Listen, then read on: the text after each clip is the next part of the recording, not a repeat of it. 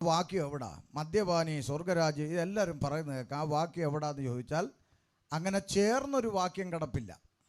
മദ്യപാനി, സ്വർഗരാജ്യം, അവകാശം, അങ്ങനെ ചേർന്നൊരു വാക്യം കിടപ്പില്ല.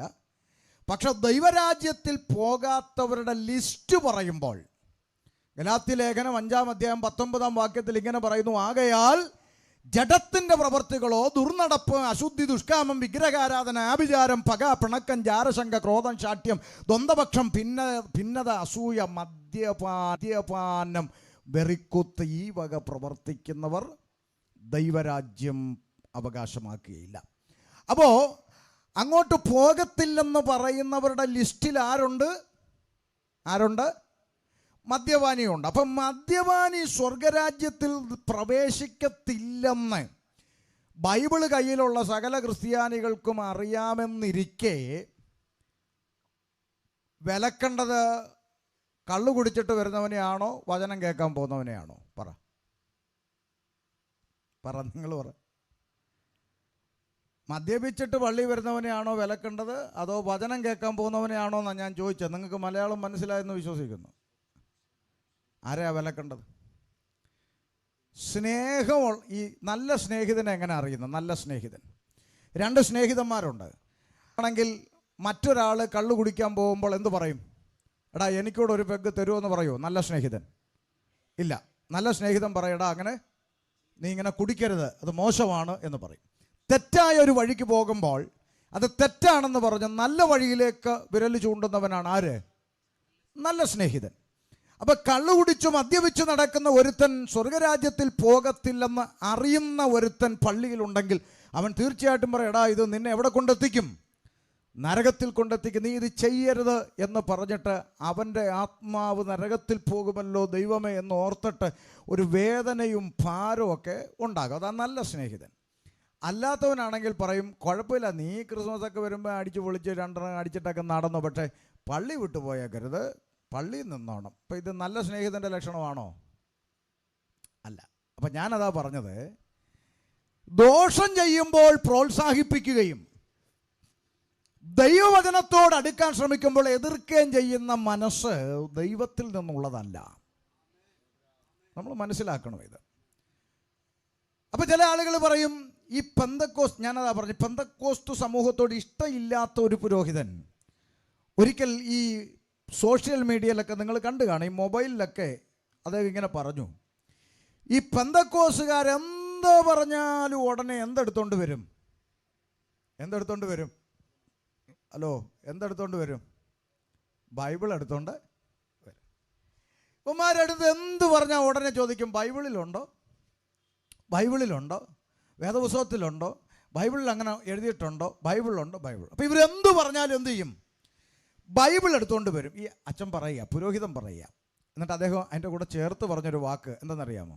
സത്യത്തിൽ ഇവന്മാർക്ക് ഇതിങ്ങനെ ചുമന്നുകൊണ്ട് നടക്കാൻ ഈ പുസ്തകം ഇങ്ങനെ ആക്കി കൊടുത്തത് ഞങ്ങളാ. ആരാ? പുരോഹിതൻ പറയുകയാണ്, ഈ പുസ്തകം ഞങ്ങളെപ്പോലുള്ള ഉപദേശിമാരിങ്ങനെ ചുമന്നുകൊണ്ട് നടക്കാൻ ഇത് ഞങ്ങളുടെ കയ്യിലോട്ട് തന്നത് ആരാ? ഞങ്ങളുടെ സഭാപിതാക്കന്മാരാണെന്ന് അച്ഛൻ പറഞ്ഞു. നിങ്ങൾ കണ്ണൊന്നും ഉരുട്ടണ്ട, അദ്ദേഹം പറഞ്ഞത് ഒരു പരിധി വരെ സത്യമാണ്. ഞാൻ അദ്ദേഹത്തെ മോശക്കാരനാക്കാനല്ല പറയുന്നത്, നല്ല കാര്യമാണ് പറയും. അദ്ദേഹം പറഞ്ഞു, ഇത് ഞങ്ങളാ അങ്ങോട്ട് കൊടുത്തത്. അതിൻ്റെ കാരണം അദ്ദേഹം പറഞ്ഞത് ശ്രദ്ധിച്ചു കേട്ടോണം. അതിൻ്റെ കാരണം അദ്ദേഹം പറഞ്ഞത്, അപ്പോസ്തലന്മാരുടെ കാലഘട്ടം മുതൽ ആളുകളുടെ ഇടയിൽ ഒരു ആശയക്കുഴപ്പം കടന്നു വന്നു. ശ്രദ്ധിച്ചു കേട്ടോണം, എൻ്റെ വാക്കല്ല, അദ്ദേഹം ചരിത്രം അറിയുന്ന ആൾ, അദ്ദേഹം പറഞ്ഞ് അറിവുള്ള കാര്യമായി പറയുന്നത്. ഒരാശയക്കുഴപ്പം. എന്താണ് ആശയക്കുഴപ്പം? ദൈവത്തിൻ്റെ അരുളപ്പാടാകുന്ന തിരുവെഴുത്തുകൾ മനുഷ്യന് ലഭിച്ചിട്ടുണ്ട്. 1-ാം നൂറ്റാണ്ടിലെ കാലഘട്ടത്തിൽ, മോശയുടെ കാലഘട്ടം മുതലേ ലഭിച്ചിട്ടുണ്ടല്ലോ. അങ്ങനെ ദൈവത്തിൻ്റെ അരുളപ്പാടുകൾ എഴുതപ്പെട്ട ചുരുളുകൾ ലോകത്തിൽ ഉണ്ടായിരിക്കെ തന്നെ പരീശന്മാരുടെ കള്ളയെഴുത്തുകോലുകളും, ശ്രദ്ധിക്കണം, കള്ളയെഴുത്തുകോലുകളും ദുരുപദേശങ്ങളും മാനുഷിക ഉപദേശങ്ങളും ജനത്തിൻ്റെ ഇടയിലേക്ക് കടന്നു വന്നു. ശ്രദ്ധിച്ചേ.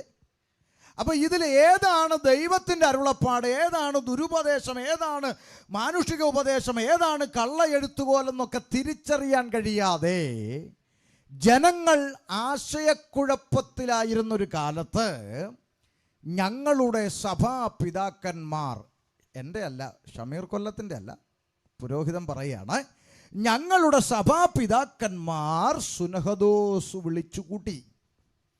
അങ്ങനെ സുനഹദോസ് വിളിച്ചുകൂട്ടി ദൈവത്തോട് പ്രാർത്ഥിച്ച് ആലോചന ചോദിച്ചിട്ട് മാനുഷിക ഉപദേശങ്ങളും പരീശന്മാരുടെ കള്ളയെഴുത്തുകളും ദുരുപദേശങ്ങളുമെല്ലാം തള്ളിക്കളയണമെന്ന് തീരുമാനിച്ചവർ ധ്യാനിച്ച് ദൈവാത്മാവിൽ ആലോചന പ്രാപിച്ച് തള്ളേണ്ടതെല്ലാം എന്ത് ചെയ്തു?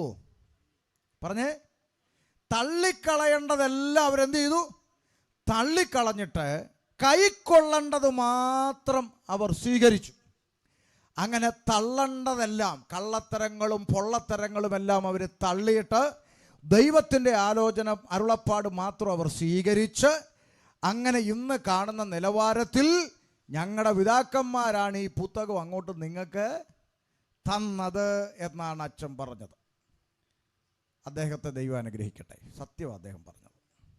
പക്ഷെ അതിൻ്റെ കൂടെ ഒരു വരിയും കൂടെ ഞാൻ ചേർത്ത് വെക്കും. ഒരു വരിയും കൂടെ ഞാൻ ചേർക്കാൻ പോവാ. എന്താ? അങ്ങനെയാണെങ്കിൽ ആ പുരോഹിതൻ്റെ വാക്കുകൾ അനുസരിച്ച് ഒരു കാര്യം സത്യമാണ്. എന്താ? ഇന്ന് ഈ പുസ്തകത്തിൽ തള്ളേണ്ടതൊന്നും ഇല്ല. കൊള്ളേണ്ടത് മാത്രമേ ഇതിൻ്റെ അകത്തുള്ളൂ. അതുകൊണ്ടാണ് പെന്തക്കോസുകാർ എന്താ പറഞ്ഞാലും ബൈബിൾ എടുത്തുകൊണ്ട് വരുന്നത്. മനസ്സിലായോ? അപ്പോൾ അനുസരിക്കേണ്ടത് എന്താണ്? ദൈവത്തിൻ്റെ വചനമാണ്. അതുകൊണ്ടാണ് ഞങ്ങൾ പ്രസംഗിക്കുമ്പോൾ പറയുന്നത്, നിങ്ങൾ ഒരു പാസ്റ്റർമാരുടെയും വാക്കല്ല കേൾക്കേണ്ടത്.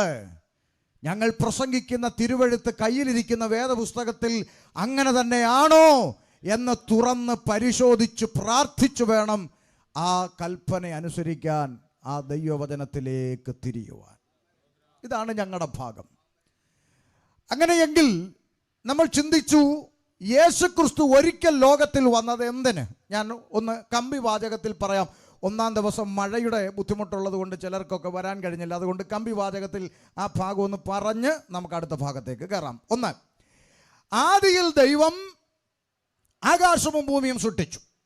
ചരാചരങ്ങൾ, ഇഴജാതി, മൃഗജാതി, കന്നുകാലി, നാൽക്കാലി, പറവജാതി എന്നിങ്ങനെ അടുക്കടുക്കായി പ്രപഞ്ചത്തിൽ സൃഷ്ടിപ്പ് നടത്തി ദൈവം. അനന്തരം മനുഷ്യനെ സൃഷ്ടിച്ചു. എങ്ങനെ? ഒന്നാം ദിവസം വന്നവരുണ്ടല്ലോ, മനുഷ്യനെ എങ്ങനെ സൃഷ്ടിച്ചെന്നാ പറഞ്ഞേ? ഒരു മനുഷ്യൻ ഉണ്ടാകട്ടെ, അങ്ങനെയാണോ? അല്ല, പിന്നെ എങ്ങനെയാ? പണ്ട് സ്കൂളിൽ ടീച്ചർമാർ നമ്മളെ പഠിപ്പിച്ച പോലെയാണോ? ടീച്ചർമാർ നമ്മളെ പഠിപ്പിച്ചത് മനുഷ്യൻ എങ്ങനെ ഉണ്ടായിന്ന? പറ. കുരങ്ങിന്നുണ്ടായെന്നാണ്. അങ്ങനെയാണെങ്കിൽ തിരുവനന്തപുരം മ്യൂസിയത്തിലും ശാസ്താംകോട്ടയിലും ഒക്കെ ഇപ്പോഴും ഇഷ്ടം പോലെ കുരങ്ങന്മാരുണ്ട്. ഓരോ ആഴ്ചയിലും രൂപാന്തരപ്പെട്ട് വരാത്തതെന്താ? ഒരാഴ്ച നാരായണൻകുട്ടി, അടുത്ത ആഴ്ച മുഹമ്മദ് കുട്ടി, അടുത്ത ആഴ്ച തോമസ് കുട്ടി, അങ്ങനെ വരട്ടെ. വരുന്നില്ല. കുരങ്ങ് ഇപ്പോഴും കുരങ്ങായി തന്നെയാണ് കിടക്കുന്നത്. ഇത് പറഞ്ഞു കൊടുത്താലും ചില ആളുകൾ പിന്നെ ഒറ്റക്കാലെ നിൽക്കും. ഉപദേശി, താങ്കൾ എന്ത് പറഞ്ഞാലും ശരി, മനുഷ്യൻ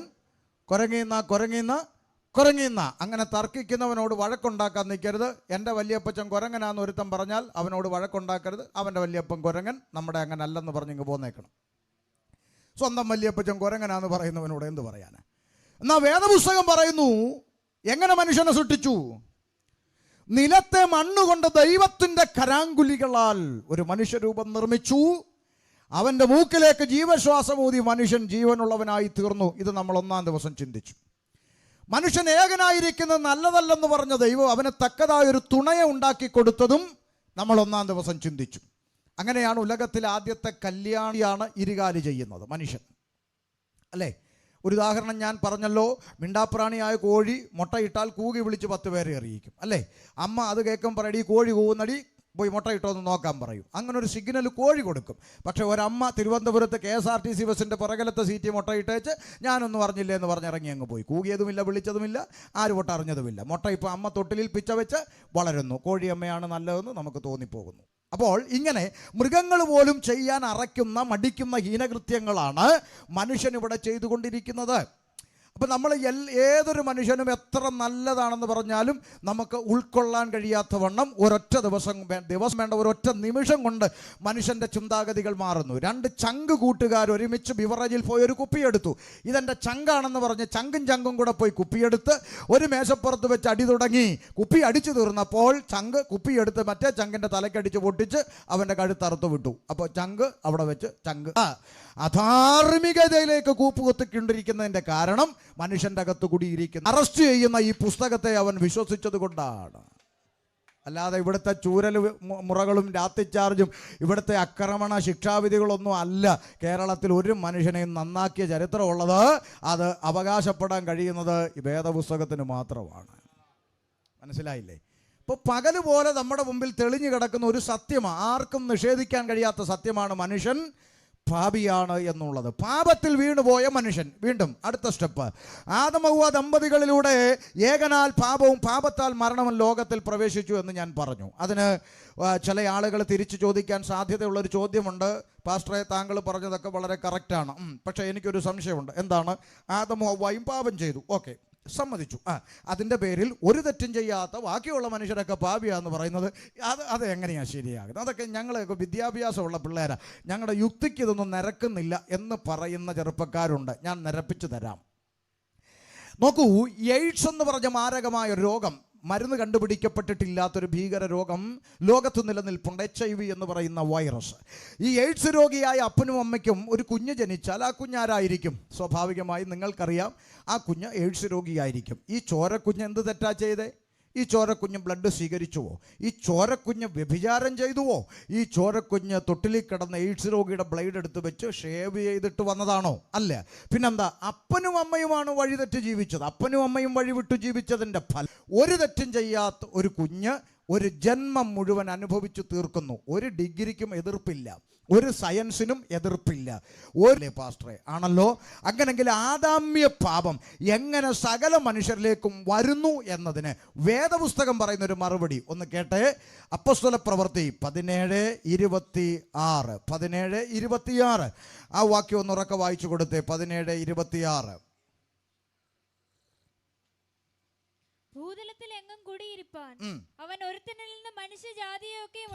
നോക്കൂ, ബൈബിള് പറയുന്ന ഈ പ്രസ്താവന ഒന്ന് ശാന്തമായി ചിന്തിച്ചു നോക്കൂ. ഭൂതലത്തിലെങ്ങും കുടിയിരിപ്പാൻ അവൻ. ആരായി അവൻ? ഭൂതലത്തിലെങ്ങും കുടിയിരിപ്പാൻ അവൻ എന്ന് സൂചിപ്പിക്കുന്നത് ആരെയാ? സർവശക്തനായ ദൈവത്തെ പറയാണ്. ഭൂതലത്തിലെങ്ങും കുടിയിരിപ്പാൻ ദൈവം. പിന്നെ ഒരുത്തൻ. ആരായി ഒരുത്തൻ? ആദാം. അപ്പൊ പറയുകയാണ്, ഭൂതലത്തിലെങ്ങും കുടിയിരിപ്പാൻ ദൈവം ആദമിൽ നിന്ന് ഹിന്ദുവിനെ സൃഷ്ടിച്ചു എന്നല്ല, ക്രിസ്ത്യാനിയെ സൃഷ്ടിച്ചു എന്നല്ല, മുസൽമാനെ സൃഷ്ടിച്ചു എന്നല്ല, ബുദ്ധനെ സൃഷ്ടിച്ചു എന്നല്ല, ജൈനനെ സൃഷ്ടിച്ചു എന്നല്ല, പിന്നെന്താ? മനുഷ്യജാതിയെ സൃഷ്ടിച്ചു. വർഗീയത ലവലേശം പറയാതെ ആമേൻ. വേദപുസ്തകം മുന്നോട്ട് വെക്കുന്ന ഒരു സത്യം ഇങ്ങനെയാണ്, ഭൂതലത്തിലെങ്ങും കുടിയിരുപ്പാൻ ദൈവം ഒരുത്തനിൽ നിന്ന് അഥവാ ആദമിൽ നിന്ന് മനുഷ്യജാതിയെ സൃഷ്ടിച്ചു. ഒന്നുകൂടി പച്ചയ്ക്ക് പറഞ്ഞാൽ, കാവിയുടുത്തവനെയും തൊപ്പിയിട്ടവനെയും കൊന്തയിട്ടവനെയും ചരട് കെട്ടിയവനെയും കുടുംബ കെട്ടിയവനെയും എല്ലാം ഒറ്റ രക്തത്തിൽ നിന്ന് സൃഷ്ടിച്ച ഒറ്റ ദൈവം. ഇതാണ് ബൈബിൾ മുന്നോട്ട് വെക്കുന്ന സന്ദേശം. അയ്യോ, ഈ ഉപദേശം എന്നാ ഈ പറയുന്നത്? കാവിയുടുത്തവനും തൊപ്പിയിട്ടവനും കൊന്തയിട്ടവനും ഒക്കെ ഒരു രക്തമാണെന്നോ? സംശയം എന്താ?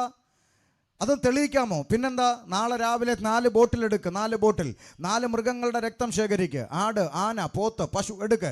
അടുത്ത മെഡിക്കൽ ലാബിലോട്ട് കൊണ്ട് കൊടുക്ക്. പൂവാറ് 10 മിനിറ്റ് കഴിയുമ്പോൾ പിള്ളേർ സ്റ്റിക്കർ ഒട്ടിച്ച് വെളിയിലോട്ട് വെക്കും. ദേ, ഇത് ആട്, ഇത് ആന, ഇത് പോത്ത്, ഇത് പശു. ഇതിൻ്റെയൊക്കെ രക്തം വേർതിരിച്ച് കണ്ടുപിടിക്കാനുള്ള സംവിധാനം ഇന്ന് ലാബിലുണ്ട്. എന്നാൽ വീണ്ടും 4 ബോട്ടിൽ എടുക്കണം. ഒന്നിൽ ഇവിടെ അടുത്തുള്ള അമ്പലത്തിലെ പൂജാരിയുടെ രക്തം, മറ്റൊന്നിൽ അടുത്ത ജമാഅത്ത് പള്ളിയിലെ മുസ്ലിയാരുടെ രക്തം, ഇനി ഒന്നിൽ കത്തോലിക്ക പള്ളിയിൽ അച്ഛൻ്റെ രക്തം, ഇനി ഒന്നിൽ ഇവിടുത്തെ ഒരു ഉപദേശയുടെ രക്തം എടുത്ത് അതേ ലാബിൽ കൊടുക്കുക. ഏതെങ്കിലും പിള്ളേർ സ്റ്റിക്കർ ഒട്ടിച്ച് തരുമോ?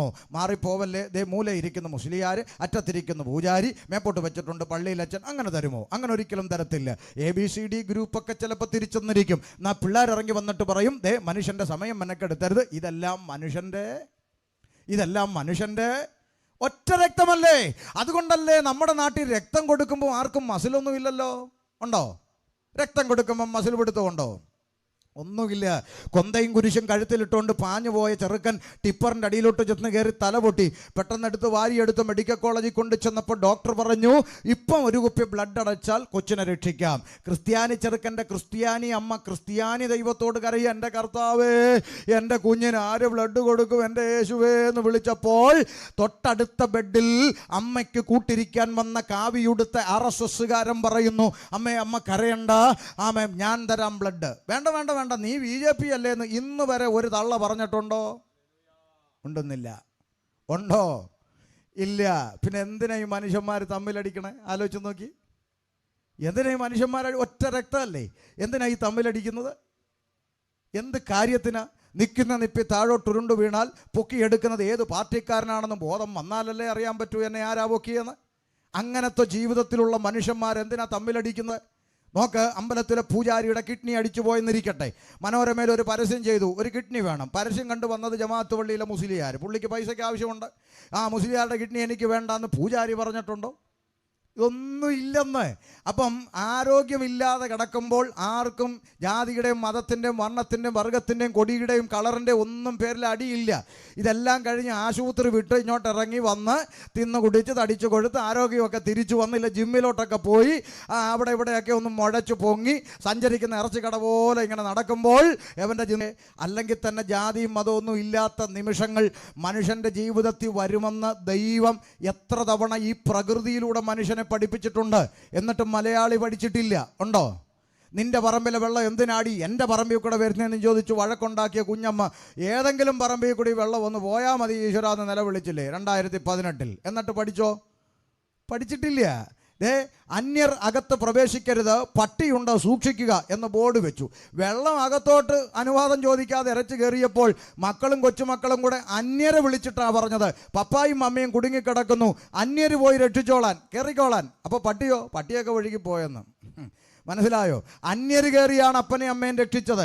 3 ആഴ്ച കഴിഞ്ഞ് വെള്ളമൊക്കെ ഇറങ്ങിയപ്പോൾ മക്കളും കൊച്ചുമക്കളും നാട്ടിൽ വന്ന് മതിലിന് 2 കട്ടയും കൂടെ പൊക്കിക്കെട്ടി അടുത്ത ബോർഡ് വെച്ചു, അന്യർ അകത്ത് പ്രവേശിക്കരുത്, പുതിയ പട്ടിയുണ്ട് സൂക്ഷിക്കുക. ഇനി അടുത്ത പ്രളയം വരണം. എന്താ അല്ലേ മനുഷ്യന്മാരുടെ സ്വഭാവം? അതേസമയം പ്രളയം വരുമ്പോൾ നോക്കെ എന്തൊരു സ്നേഹം. ജാതി പ്രശ്നമില്ല, മതപ്രശ്നമില്ല, കളർ കൊടി പ്രശ്നമില്ല. കൂടിയവനും കുറഞ്ഞവനും ഉയർന്നവനും താഴ്ന്നവനും ജാതി മതം എല്ലാം കൂടെ ദുരിതാശ്വാസ ക്യാമ്പിൽ പോയി കിടക്കുന്നു. അവന് കിടക്കാൻ കട്ടിലും വേണ്ട, മെത്തയും വേണ്ട, ടാർപ്പ വിരിച്ച് അതിനകത്ത് കിടക്കുന്നു. അപ്പുറത്തവൻ്റെ ലുങ്കി വലിച്ചുരിഞ്ഞ് ഇപ്പുറത്തവൻ പുതയ്ക്കുന്നു. ഒരു പ്രശ്നവുമില്ല. പഴങ്കഞ്ഞിയെങ്കിൽ പഴങ്കഞ്ഞി, ഉണക്കമീനെങ്കിൽ ഉണക്കമീൻ വാരി വലിച്ച് തിന്നുന്നു. ആർക്കും അയിത്തമില്ല. എല്ലാവരും അങ്ങോട്ടും ഇങ്ങോട്ടും തിന്നും കുടിച്ചും കഴിച്ചും കിടക്കുന്നു. വെള്ളം പൊങ്ങുമ്പോൾ ഒരുത്തൻ കൈ പിടിച്ച് കയറ്റുന്നു, മറ്റവൻ വലിച്ചുകൊണ്ട് പോകുന്നു. ചെമ്പിനകത്ത് കയറ്റി രക്ഷിക്കുന്നു.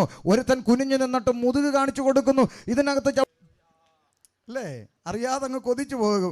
എന്നും പ്രളയമായിരുന്നെങ്കിൽ കൊള്ളായിരുന്നു. കാര്യം മനുഷ്യരെല്ലാവരും ഇത്ര സ്നേഹത്തോടെ ജീവിക്കുന്ന ആ പ്രളയ കാലഘട്ടവും കോവിഡ് കാലഘട്ടമൊക്കെ എന്ത് മനോഹരമാണ്. അപ്പം മനുഷ്യന് ദുരന്തം വരുമ്പോൾ മാത്രം ഒന്നിക്കുന്ന ദുരന്തന്മാരായി തീർന്നിരിക്കുകയാണ് മലയാളി. അതുകൊണ്ട് ഞാൻ പറയാം, എന്തുകൊണ്ട് മനുഷ്യന്മാർക്ക് സ്നേഹിക്കാൻ കഴിയുന്നില്ല? ഒറ്റ രക്തമല്ലേ?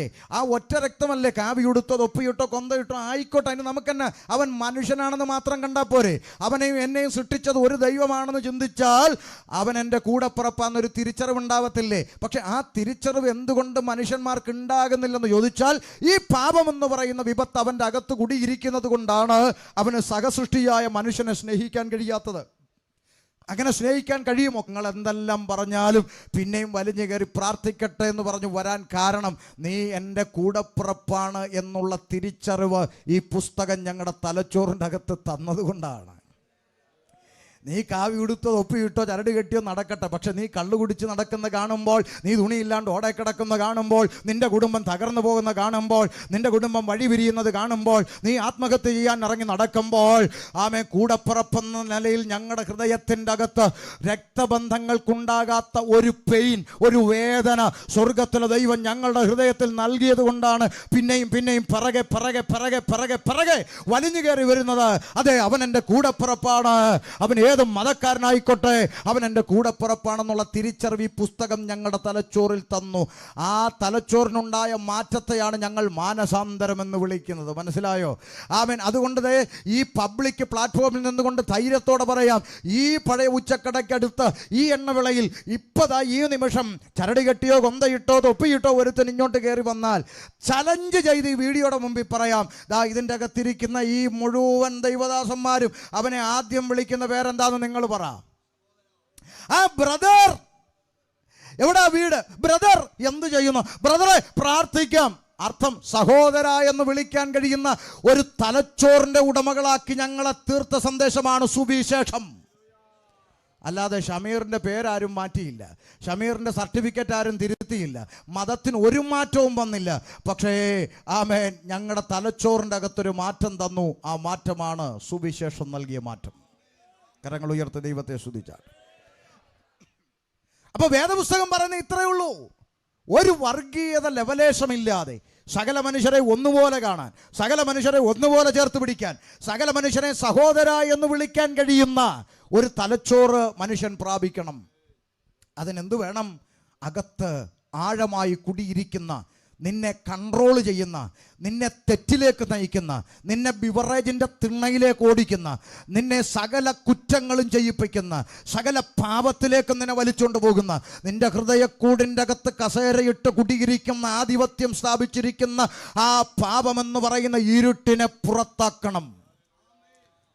ഈ പാപം മനുഷ്യൻ്റെ അകത്ത് കയറിയപ്പോൾ ആദാമ്യ പാപനിമിത്തം സകല മനുഷ്യരും സൃഷ്ടാവിനെ മറന്ന് പാപത്തിലേക്കും തെറ്റിലേക്കും മുന്നോട്ട് പോയിക്കൊണ്ടിരുന്നു. അങ്ങനെ പോയിക്കൊണ്ടിരുന്നപ്പോൾ സ്വർഗത്തിലെ ദൈവത്തിൻ്റെ പദ്ധതി ആമേ മനുഷ്യൻ്റെ മുമ്പിൽ ഒരു പ്രമാണം കൊടുക്കുകയാണ് ആദ്യം ചെയ്യുന്നത്.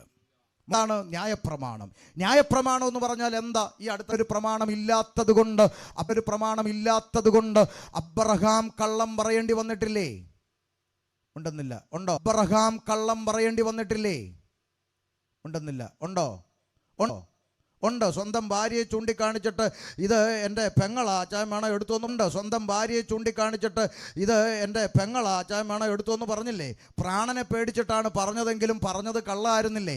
അതിൻ്റെ പേരിൽ അബ്രഹാമിനെ ദൈവം എന്തുകൊണ്ട് കീറിക്കളഞ്ഞില്ല, ശിക്ഷിച്ചില്ല? അബ്രഹാമിൻ്റെ മുമ്പിൽ പ്രമാണമില്ല. എന്നാൽ മോശ മുഖാന്തരം ദൈവം കൃത്യമായി പ്രമാണം കൊടുത്തു, ന്യായപ്രമാണം. ഇനി ജനങ്ങൾക്ക്, പൊതുജനത്തിന് മനസ്സിലാകുന്ന ഭാഷയിൽ പറഞ്ഞാൽ, സൃഷ്ടാവായ ദൈവം സൃഷ്ടിയായ മനുഷ്യൻ, സൃഷ്ടിച്ച മനുഷ്യൻ എന്ത് ചെയ്യണം, എന്ത് ചെയ്യരുത്, എങ്ങനെ ജീവിക്കണം, എങ്ങനെ ജീവിക്കരുത്, എന്ത് ചെയ്താൽ നന്നായി വരും, എന്ത് ചെയ്താൽ അനുഗ്രഹിക്കപ്പെടും, എന്ത് ചെയ്താൽ ശപിക്കപ്പെടുമെന്ന് കാറ്റഗറി തിരിച്ചെഴുതിയ കാറ്റലോഗ്. ഇനിയും മനസ്സിലാകാത്ത പാവത്തങ്ങളുണ്ടെങ്കിൽ ഇച്ചിരൂടെ ലളിതമായിട്ട് പറഞ്ഞു തരാം. നിങ്ങളിപ്പോൾ ഈ മെഡിക്കൽ സ്റ്റോറിൽ പോയി ഒരു 10 രൂപയുടെ എലിവിഷം മേടിച്ചാൽ അത് ഉണ്ടാക്കിയ കമ്പനിക്കാരുടെ ഒരു നിബന്ധന ഒരു പേപ്പറിൻ്റെ അകത്ത് ചുരുട്ടി അതിൻ്റെ അകത്ത് വെച്ചിരിക്കുന്ന കാണാം, ഇല്ലേ? അത് മെഡിക്കൽ സ്റ്റോറിൽ നിന്ന് എലിവിഷം മേടിച്ചാലും കിട്ടും, പിന്നെ ഫ്യൂറഡാം മേടിച്ചാലും കിട്ടും, പിന്നെ വാച്ച് മേടിച്ചാലും കിട്ടും, മൊബൈൽ മേടിച്ചാലും കിട്ടും, എന്ത് മേടിച്ചാലും അതിൻ്റെ അകത്ത് ഒരു തുണ്ട് പേപ്പർ അല്ലെങ്കിൽ ഒരു ചെറിയ ബുക്ക്ലെറ്റ് കിട്ടും. എന്താ അത്? യൂസേഴ്സ് മാനുവൽ, ഉപയോഗിക്കേണ്ടുന്ന വിധം. അങ്ങനെ ഒരു കാറ്റലോഗ് ഉണ്ട്. അപ്പോൾ അതിൻ്റെ അകത്ത് എഴുതി വെച്ച് എലിവിഷം ഇത് പരസ്യമായി തുറന്നു വെക്കരുത്, ആഹാരത്തിൻ്റെ അടുക്ക വെക്കരുത്, കുഞ്ഞുങ്ങളുടെ അടുക്ക വെക്കരുത്, ഇങ്ങനെ നിബന്ധനകളുണ്ട്. ആ നിബന്ധനകൾ പാലിച്ചാൽ അത് നന്നായി ഉപയോഗിക്കാം.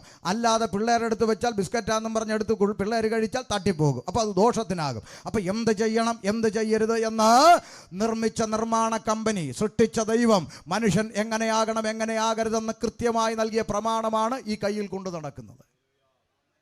ഇതിൻ്റെ അകത്തുണ്ട്. അത് നോക്കി അങ്ങോട്ട് ജീവിച്ചാൽ മതി, പ്രശ്നമില്ല. പക്ഷെ മനുഷ്യനാരാമോൻ പ്രമാണം അങ്ങോട്ട് കൊടുത്തിട്ടും ഇസ്രായേൽ ജനം എന്ത് ചെയ്തു? അവരുടെ ഹൃദയം കഠിനപ്പെട്ടിട്ട് അവർ പറഞ്ഞു, ദൈവം അങ്ങനെ പലതും പറയും, പക്ഷെ ഞങ്ങൾ ഇങ്ങനെ ചെയ്യൂ എന്ന് പറയുന്ന ഇന്നത്തെ ക്രിസ്ത്യാനികളെപ്പോലെ. അതെന്താ പാസ്റ്റർ അങ്ങനെ പറയാം. മറിയാമ്മ ഒരു ഫ്രിഡ്ജ് മേടിച്ചു. എന്ത് മേടിച്ചു? ഫ്രിഡ്ജ് മേടിച്ചു. മറിയാമ്മയ്ക്കും കിട്ടി ഒരു ചെറിയ യൂസേഴ്സ് മാനുവൽ കാറ്റലോഗ്. മറിയാമ്മ ഈ കാറ്റലോഗ്, ഈ പുസ്തകം കൊണ്ട് എന്ന് എവിടെ വെച്ചു? ഫ്രിഡ്ജിൻ്റെ തലയെ കൊണ്ട് വെച്ചു. എന്നിട്ട് ഒരു കമ്പിളി തുണി എടുത്ത് അതിൻ്റെ പുറത്തൂടെ അങ്ങ് വിരിച്ചു. നിങ്ങൾക്ക് മനസ്സിലായെങ്കിൽ പറ, ഇപ്പം പുസ്തകം എവിടെ ഇരിക്കുക?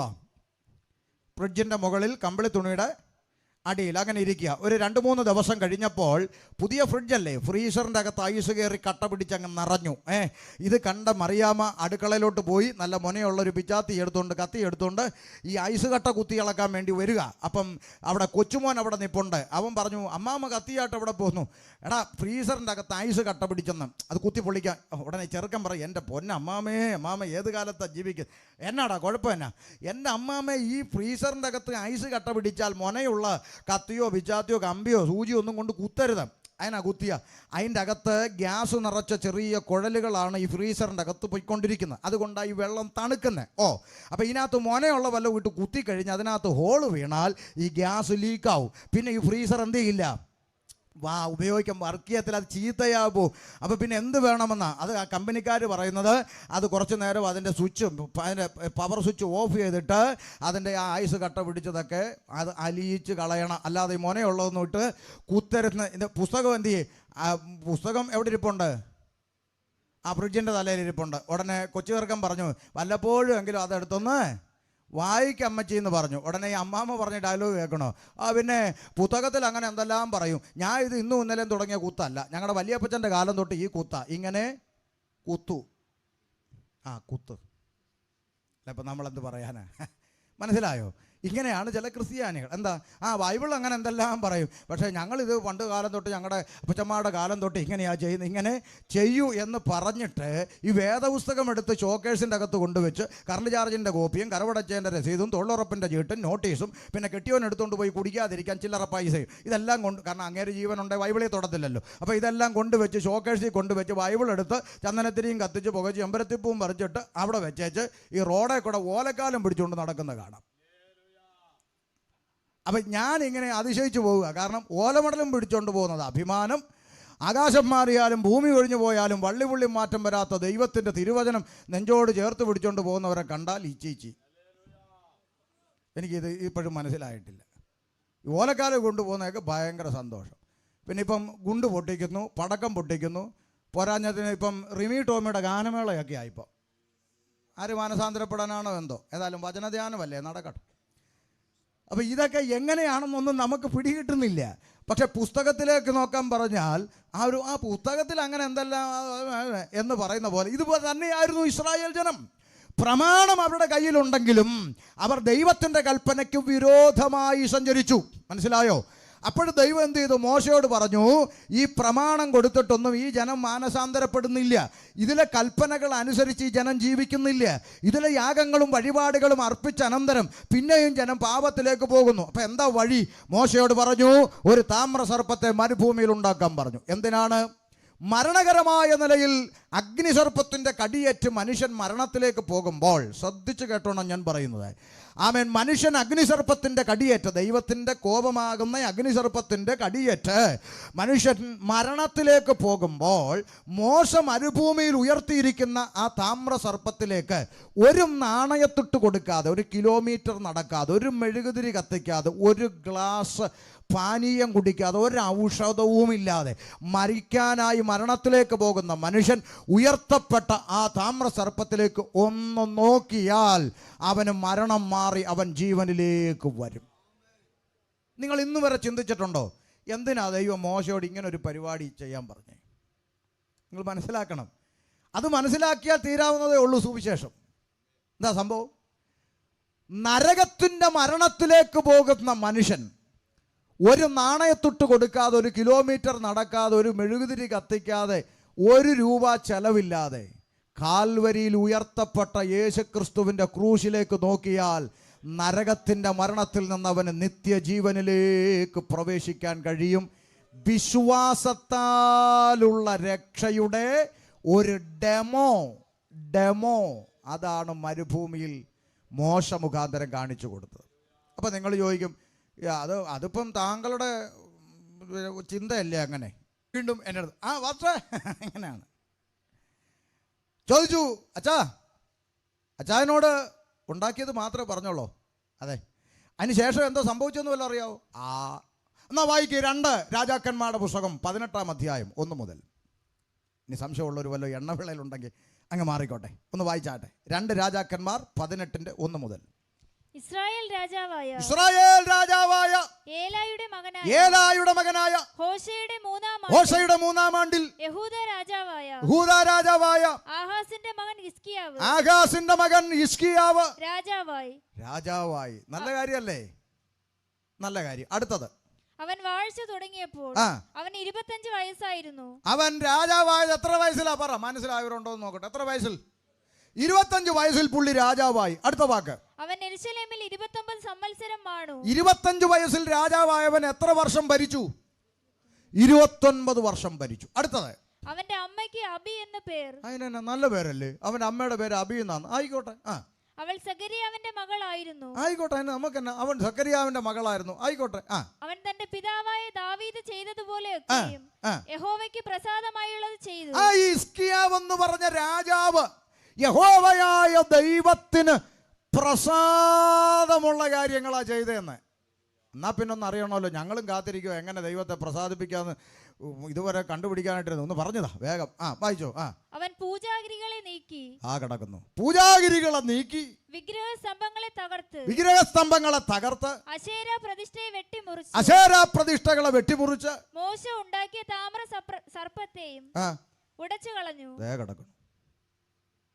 മോശ ഉണ്ടാക്കിയ താമ്ര സർപ്പത്തെ ഉടച്ചു കളഞ്ഞു. അയ്യോടാ. അപ്പൊ അച്ഛൻ ഉണ്ടാക്കിയത് മാത്രമേ പുള്ളിയെ പഠിപ്പിച്ചോളൂ, ഉടച്ചത് അതാ പ്രശ്നം. ഇനി എന്തിനാ ഉടച്ചെത്തും കൂടെ കേൾക്കണ്ടേ? വായിക്ക് താഴോട്ട്. ആ കാലം വരെ ഉടയ്ക്കുന്നത് വരെ ഇസ്രായേൽ മക്കൾ അതിന് ധൂപം കാട്ടി വന്നു. അതിന് നെഹുഷ്ഠാൻ എന്ന പേരായിരുന്നു. കണ്ടോ? ഒരു താമ്രസർപ്പത്തെ ഉണ്ടാക്കി വിശ്വാസത്താലുള്ള രക്ഷയുടെ ഡെമോ മരുഭൂമിയിൽ പ്രദർശിപ്പിച്ചിട്ട് സ്വർഗത്തിലെ ദൈവം അത് വിട്ടു. മോശയും വിട്ടു. പക്ഷെ ആര് വിട്ടില്ല? അതങ്ങനാണല്ലോ. പലപ്പോഴും ദൈവം വിട്ടാലും മനുഷ്യർ വിടത്തില്ലെന്ന് പറയുന്ന പോലെ.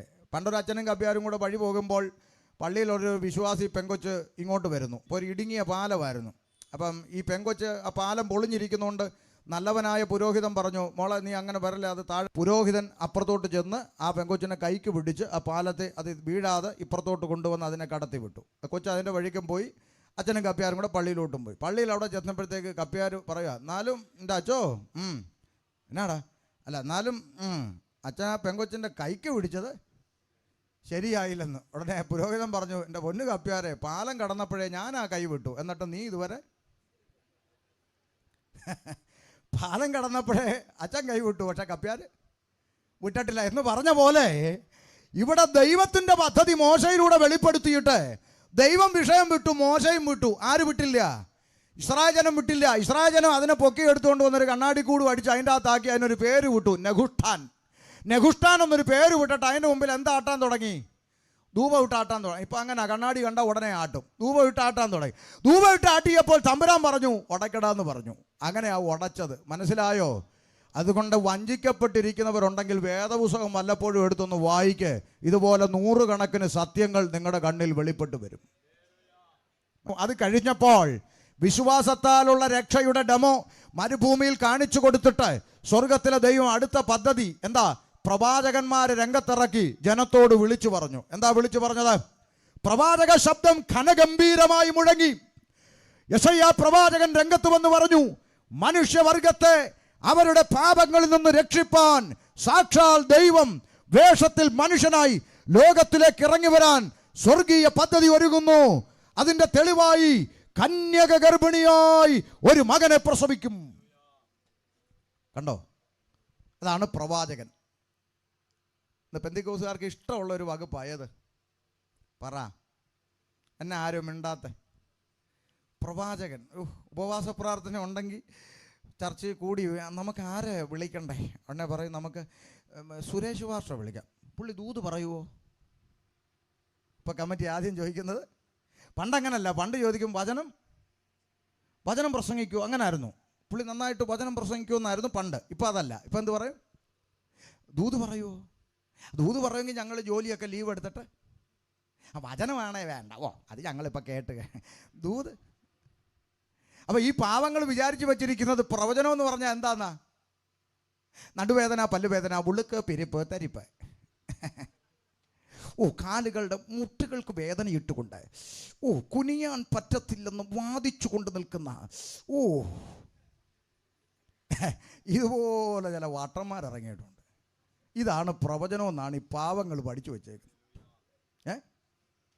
എന്ത് കഷ്ടമാണെന്ന് നോക്കി. ദേ ആ കണ്ണാടിയിട്ട അമ്മാമ്മയുടെ തലയിൽ കഷണ്ടിയിൽ മുടി കിളിർക്കൂ. എന്തെല്ലാം വിക്രികളാണെന്നറിയോ നടക്കുന്നത്. ആണ്ട് ആ ചേട്ടൻ്റെ പല്ലിൻ്റെ പോട് യേശു ഇപ്പോൾ അടയ്ക്കുക. പിന്നെ യേശുവിന് ഇതാ പണി, പല്ലിൻ്റെ പോടടയ്ക്കുക, നിൻ്റെ കഷണ്ടി മുടിയുമായിട്ട് വേറെ പണിയില്ല. എടാ, ഈ പൊളിഞ്ഞു പോകുന്നവനെ കുറിച്ചല്ല പ്രവചനം, അകത്തെ മനുഷ്യനെ കുറിച്ചാണ് പ്രവചനം, അല്ലേ? വേദപുസ്തകം പഠിക്കുന്ന ദൈവാസന്മാർ ഇവിടെ ഇപ്പോൾ ചോദിച്ചു, ജഡത്തെ സന്തോഷിപ്പിക്കുന്നതൊന്നും ദൈവാത്മാവിലുള്ളതല്ല. ജഡത്തെ സന്തോഷിപ്പിക്കുന്ന ദൂത് ആദ്യം പറഞ്ഞത് എവിടാ? ഉൽപ്പത്തിയിൽ, ഏദനില്, അല്ലേ? ഇവെല്ലാം തലേ കയറുന്നു. ഇനി 2 വാക്ക് പെന്തിക്കോസുകാരോട് പറയാം, എന്നിട്ട് ബാക്കി അങ്ങോട്ട്. ഏദൻ തോട്ടത്തിലെ ജഡത്തെ സന്തോഷിപ്പിക്കുന്ന പ്രവചനം തുടങ്ങി, അല്ലേ? എന്താ? 1, ഇത് തിന്നുന്ന നാളിൽ മരിക്കുമെന്ന് ദൈവം പറഞ്ഞു. മറ്റേ ചെകുത്താൻ എന്ത് പറഞ്ഞു? നിങ്ങൾ മരിക്കത്തില്ല നിശ്ചയം. 1, നിങ്ങൾ മരിക്കത്തില്ല നിശ്ചയം. ഒരാൾ മരിക്കത്തില്ലെന്ന് പറഞ്ഞാൽ ദുഃഖമാണോ സന്തോഷമാണോ? പറ. ജഡത്തിന് സന്തോഷമാണ്. ഇവിടെ ഇരിക്കുന്ന അമ്മാമ്മയോട് പറ, അമ്മാമ്മ ഒരു 95 വയസ്സ് വരെ ജീവിക്കുമെന്ന് എന്നെ കാണിക്കുന്നു. അമ്മാമ്മയ്ക്ക് സന്തോഷമായി, അല്ലേ? സത്യമല്ലേ? സത്യത്തിൽ സന്തോഷിച്ചത് ജഡമാണോ ആത്മാവാണോ? പറ. ഒരു രക്ഷിക്കപ്പെട്ട ഭക്തന്റെ ആഗ്രഹം എന്താ? കൂടാരമാകുന്ന ഭൗമഭവനം എന്ത് ചെയ്യണം? പൊളിയണം. എന്നിട്ട് കൈപ്പണിയല്ലാത്ത നിത്യഭവനത്തിൽ പോകണം. വിട്ടുപിരിഞ്ഞ് ക്രിസ്തുവിനോട് കൂടെ ഇരിപ്പാൻ അത്യന്തം കാക്ഷിക്കുന്നു. യഥാർത്ഥ രക്ഷിക്കപ്പെട്ടവൻ്റെ ഭക്തൻ്റെ പ്രത്യാശ ഇത് പൊളിയണം, പൊളിഞ്ഞിട്ട് നിത്യതയിലെത്തണം. പക്ഷെ പിശാച് വന്നിട്ട് നിന്നോട് പറയും, ഇത് പൊളിയത്തില്ല, ഇത് പൊളിയത്തില്ല. 95 വയസ്സ് ജഡത്തെ സന്തോഷിപ്പിക്കുന്ന ദൂത്. 1, ഇതൊക്കെ മർമ്മമാണ്, മനസ്സിലാക്കിക്കോണം. 2, നിങ്ങളുടെ കണ്ണു തുറക്കും, അല്ലേ? 1, നിങ്ങൾ മരിക്കയില്ല നിശ്ചയം. 2, നിങ്ങളുടെ കണ്ണ് തുറക്കും. ആ പഴയ പാമ്പിൻ്റെ പുതിയ വെർഷനാണ് ഇപ്പം. നിൻ്റെ കണ്ണിൻ്റെ മേൽ, കണ്ണിൻ്റെ മേൽ, കണ്ണ്. പഴയ പാമ്പിൻ്റെ പുതിയ കുഞ്ഞ്. മനസ്സിലായോ? ഇതെല്ലാം ജഡത്തെ സന്തോഷിപ്പിക്കുന്ന. കണ്ണ് കാണാത്തവർ നമ്മുടെ ചർച്ചിലില്ലേ? പറ. അവർ നിത്യതയിൽ പോത്തില്ലേ? സുവിശേഷ വേല ദീർഘകാലം ചെയ്ത ഒരു ദൈവദാസൻ, ആ ദൈവദാസന് രോഗാവസ്ഥ ശരീരത്തിൽ കടന്നു വന്നില്ലേ? അതുകൊണ്ട് ദൈവം സൗഖ്യമാക്കുന്നവനല്ലേ? അല്ലേ? അതെ. പിന്നെന്താ? ഭക്തന് വന്ന്, ഭക്തന്റെ പ്രത്യാശ ജഡത്തിലെ സന്തോഷമല്ല. നാളെ ഇത് വിടേണ്ടി വന്നാൽ അങ്ങ് പോകും. അതാണ് ഭക്തന്റെ പ്രത്യാശ. ഇത് മനസ്സിലാക്കിക്കോണം. അല്ലാതെ ഇങ്ങോട്ട് മാമേ ഞാൻ പ്രാർത്ഥിക്കുമ്പോൾ ഈ വീടല്ല വേറൊരു വീട് എന്നെ കാണും, നമ്മൾ സന്തോഷമായി. കേട്ടോ, എല്ലാവരുടെയും അനക്കം ആവി പോയ കേട്ടോ. ഇത്ര നേരം ഭയങ്കര ത്രില്ലടിച്ചിരുന്ന ഇതിൻ്റെ അകത്തെ മണ്ടത്തരങ്ങൾ പറഞ്ഞപ്പോൾ ആവി പോയി. എൻ്റെ പ്രിയപ്പെട്ട സഹോദരങ്ങളെ, നിങ്ങളെ ആരും വഞ്ചിക്കരുത്. ഇതൊക്കെ പറഞ്ഞുകൊണ്ട് വരുന്ന ഒന്നും ദൈവാത്മാവല്ല. നിങ്ങൾ വീട്ടിൽ പോയി യോഹന്നാൻ്റെ ലേഖനം പഠിക്കണം. അപ്പോൾ പറയുന്നു, അവർ ലോകക്കാരാകയാൽ ലൗകികമായത് പ്രവചിക്കുന്നു, ഞങ്ങൾ ദൈവാത്മാവിൽ നിന്നുള്ളവരാകയാൽ ദൈവത്തിൽ നിന്നുള്ളത് സംസാരിക്കുന്നു. ലോകത്തിലുള്ളവർ അവരുടെ വാക്ക് കേൾക്കുന്നു, ദൈവത്തിൽ നിന്ന് ജനിച്ചവർ ഞങ്ങളുടെ വാക്ക് കേൾക്കുന്നു. നിങ്ങളൊരു കാര്യം മനസ്സിലാക്കണം.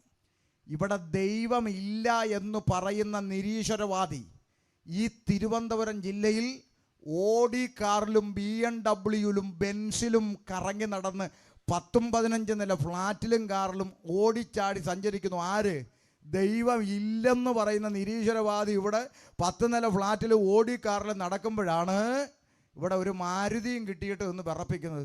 കൃപയാൽ ഒരു മാതിരി കാർ ദൈവം തന്നു അല്ലേ. ആരും മിണ്ടുന്നില്ല. സ്തോത്രം. ഇതൊന്നും കിട്ടിയത് സന്തോഷിക്കണ്ട, അതൊക്കെ ബോണസായിട്ട് ഇരുന്നോട്ടെ, ഒരു വിഷമവും ഇല്ല. നമ്മുടെ നിത്യജീവിത യാത്രയിൽ നമുക്ക് വേണ്ടത് തരാൻ ദൈവം വിശ്വസ്തൻ. തന്ന സ്തോത്രം, തന്നില്ലേ പിണക്കമില്ല, കിട്ടിയാൽ ലോട്ടറി. ഒരു ബോണസ് ഇരിക്കട്ടെ. പക്ഷേ നമുക്ക് നിവർന്ന് നിന്ന് പറയാം, ഇവിടുത്തെ ബെൻസും BMW ഓടിയും ഉള്ളവനും, ഇവിടുത്തെ സെക്രട്ടറിക്കും ട്രഷാറിനും രാഷ്ട്രപതിക്കും പ്രധാനമന്ത്രിക്കും മുഖ്യമന്ത്രിക്കും ഇവിടുത്തെ പ്രസിഡന്റിനും സെക്രട്ടറിക്കും ട്രഷാറിനും ഒന്നും കിട്ടാത്ത ഒരു പദവി ദൈവം എനിക്ക് തന്നിട്ടുണ്ട്. എന്താ പദവി? സകലത്തെയും സൃഷ്ടിച്ച മഹാദൈവത്തെ പിതാവേ എന്ന് വിളിക്കാനുള്ള പുത്രത്വത്തിന്റെ ആത്മാവിനെ എനിക്ക് നൽകി. കാൺമീൻ, നാം ദൈവമക്കളെന്ന് വിളിക്കപ്പെടാൻ പിതാവ് എത്ര വലിയ സ്നേഹം നൽകി. ചോദിക്കാം നമുക്ക് നിവർന്നു നിന്ന്, ഈ പദവി നിനക്കുണ്ടോ? നിനക്ക് ഓടിയുണ്ട്, എനിക്ക് അതാ ദൈവമക്കളുടെ പ്രിവിലേജ്. അതുകൊണ്ട് പ്രവാചകൻ എന്ന് പറഞ്ഞാൽ നിങ്ങളുടെ ഭൗതിക വിഷയത്തെക്കുറിച്ച് പ്രവചിക്കുന്നവനല്ല. യേശുക്രിസ്തു ഉണ്ട് അവിടെ, അത് മാത്രം അറിഞ്ഞുകൂടാ. ഇവിടെ അതെന്തൊരാത്മാവാടാ, അതെന്തൊരാത്മാവാടാ. പൊളിഞ്ഞ മതിലുണ്ട്, മാങ്ങയുണ്ട്, തേങ്ങയുണ്ട്, വീട്ടിൽ എത്ര പേരുണ്ടെന്ന് അറിയാത്ത ആത്മാവ്. അതാണോ ദൈവാത്മാവ്? അപ്പോഴും ചില പെണ്ണുങ്ങൾ എന്നാലും ആ മാവിൻ്റെ കാര്യം എങ്ങനെ അറിഞ്ഞു? നിങ്ങൾ ഈ യോഗം കഴിഞ്ഞ് വീട്ടിൽ ചെന്നിട്ട് ഈ ഗൂഗിൾ എടുക്കണം, GPS ഗൂഗിൾ എടുത്തിട്ട് ഷമീർ കൊല്ലം എന്ന് അതിനകത്ത് അടിച്ചു കൊടുക്കണം. അപ്പോൾ എൻ്റെ വീട്ടിൻ്റെ അഡ്രസ്സ് അതിൽ വരും. നിങ്ങൾ അതിലൊന്ന് കൈ കൊണ്ട് ഇങ്ങനെ ടച്ച് ചെയ്യണം. അപ്പോൾ ഒരു ചെറിയ ഒരു പടം കാണിക്കും, ഒരു ഇമേജ്. അതിനകത്തൊന്ന് ടച്ച് ചെയ്യണം. പിള്ളേർക്കൊക്കെ അറിയാം. അതിനകത്ത് ടച്ച് ചെയ്യുമ്പോൾ എൻ്റെ വീട്ടിലോട്ടുള്ള വഴി, അവിടെ നിന്ന് ജംഗ്ഷനിലോട്ടുള്ള വഴി, എല്ലാ പടവും കാണാം. അവിടെ എത്ര മരമുണ്ട്, എൻ്റെ വീട്ടിൻ്റെ മതിലിൽ എഴുതി വെച്ചിരിക്കുന്ന വാക്യം വരെ അതിൻ്റെ അകത്ത് കാണാം. ഇതിനൊന്നും വലിയ കൃപയൊന്നും വേണ്ട. ഗൂഗിളൊക്കെ വേറെ ലെവലായിപ്പം. പിള്ളേരെല്ലാം ജെമിനിയുടെ കൂട്ടുകാരായിപ്പം. അപ്പം അതുകൊണ്ട് ശ്രദ്ധിച്ചേ, കാലമൊക്കെ മാറി, പഴയ നമ്പറൊന്നും ഇപ്പോൾ ഏൽക്കുകയല്ല. പക്ഷെ ദൈവാത്മാവ് പേര് വിളിച്ചാൽ വിളിക്കും. എവിടെ? യെരിഹോവിനടുത്തുകൂടെ നടക്കുമ്പോൾ ചുങ്കക്കാരിൽ പ്രമാണിയും ധനവാനുമായ സക്കായി ഒരു മുന്നറിയിപ്പുമില്ലാതെ കാട്ടത്തിയുടെ മരത്തിൽ കയറി ഒളിച്ചിരുന്നപ്പോൾ സ്വർഗത്തിലെ ദൈവം കാട്ടത്തിയുടെ കീഴെ എത്തി ഒറ്റ വിളിയാ, സക്കായി ഇറങ്ങി വാ. എന്നാ ദൂതല്ലേ, അതൊക്കെ രോമാഞ്ചം, ക്രിസ്റ്റൽ ക്ലിയർ. അതൊക്കെ ഏത് കൂട്ടത്തിൽ നിന്നാലും അത് നീയാ, വാ എന്ന് പറഞ്ഞ് വിളിക്കുന്ന ദൈവത്തിൻ്റെ പരിശുദ്ധാത്മാവ്. അല്ല, ഇപ്പോഴത്തെ പ്രവാചകന്മാരെ കാണുമ്പോൾ അതുവഴി പോയെങ്കിൽ ഇവിടെ ഏതോ ഒരു മരത്തിൽ ആരോ എന്നെ കാണാൻ ഇരിപ്പുണ്ടെന്ന് ആത്മാവ് കാണിക്കുന്നു. ആരെങ്കിലും ഉണ്ടോ? ഉണ്ടോ? അങ്ങനല്ല യേശു വിളിച്ചത്. പ്രിന്റിംഗ് മിസ്റ്റേക്ക് കൊണ്ടുപോലും ബൈബിളിൽ രണ്ടാമതൊരു സാ വന്നിട്ടില്ല. ഉണ്ടോ? സക്കായി എന്ന് വിളിച്ചെടുത്ത് പ്രിന്റിംഗ് മിസ്റ്റേക്ക് ഉണ്ടെങ്കിലും ഒരു സാ എക്സ്ട്രാ ഉണ്ടോ? ഉണ്ടോന്ന്? ഇല്ല. സ സ സക്ക സക്ക ചക്ക അങ്ങനെ വല്ലതും ഉണ്ടോ? അങ്ങനൊന്നും ഇല്ലടോ. ഞാൻ എന്തിനാണ് ഇത് പറയുന്നത് വെച്ചാൽ, ഇത് തിരുവനന്തപുരത്താണ് ഇത് പറയേണ്ടത്. കാരണം ഇമാതിരി ക്ഷുദ്രജീവികൾ ഏറ്റവും കൂടുതൽ കളിക്കുന്ന ജില്ലയാണ് തിരുവനന്തപുരം. അതുകൊണ്ട് വഞ്ചിക്കപ്പെടാതിരിക്കാൻ വേണ്ടി പറയുക, ദൈവത്തിൻ്റെ പ്രവചനത്തിലും ദൈവിക കൃപാവരത്തിലും 100% ദൈവമക്കൾ വിശ്വസിക്കണം. അതിലൊരു തർക്കവുമില്ല. ആമേൻ. പക്ഷേ വ്യാജത്തിലകപ്പെട്ട് കുടുങ്ങിപ്പോകരുത്. ഇത്രേ പറഞ്ഞോളൂ. ഒറ്റ വാക്കിൽ ആ വിഷയം വിടാം. അപ്പൊ യെശയ്യാ പ്രവാചകൻ വിളിച്ചു പറഞ്ഞു, കന്യക ഗർഭിണിയായ ഒരു മകനെ പ്രസവിക്കും. അത് കഴിഞ്ഞ് കാലഘട്ടം 300 വർഷം പിന്നിട്ടപ്പോൾ ദാ കയറി വരുന്നു അടുത്ത പ്രവാചകൻ മീഖ പ്രവാചകൻ വന്നിട്ട് പറഞ്ഞു, ആ രക്ഷകൻ ബെത്ലഹേം എന്ന ഗ്രാമത്തിൽ എഫ്രാത്തയിൽ ജനിക്കുക. എൻ്റെ ഭാഷ പറഞ്ഞാൽ ജനിക്കുന്നതിന് വർഷങ്ങൾക്ക് മുമ്പ് ജനിക്കുന്ന പഞ്ചായത്തും വില്ലേജും വരെ പ്രവചിച്ചു വെച്ചിട്ട് പ്രവചിച്ചതുപോലെ പ്രവചിച്ച സ്ഥലത്ത് ജനിച്ച ഒരുത്തൻ ഉലക ചരിത്രത്തിലുണ്ടെങ്കിൽ ഇന്ന് രാത്രി ഷമീർ അബ്ദുൽ സലാം പ്രസംഗിക്കുന്ന യേശു ക്രിസ്തു അല്ലാതെ മറ്റൊരുത്തനും ഉലകത്തിൽ അങ്ങനെ പറഞ്ഞിട്ടില്ല. കൃത്യമായ പ്രവചനം.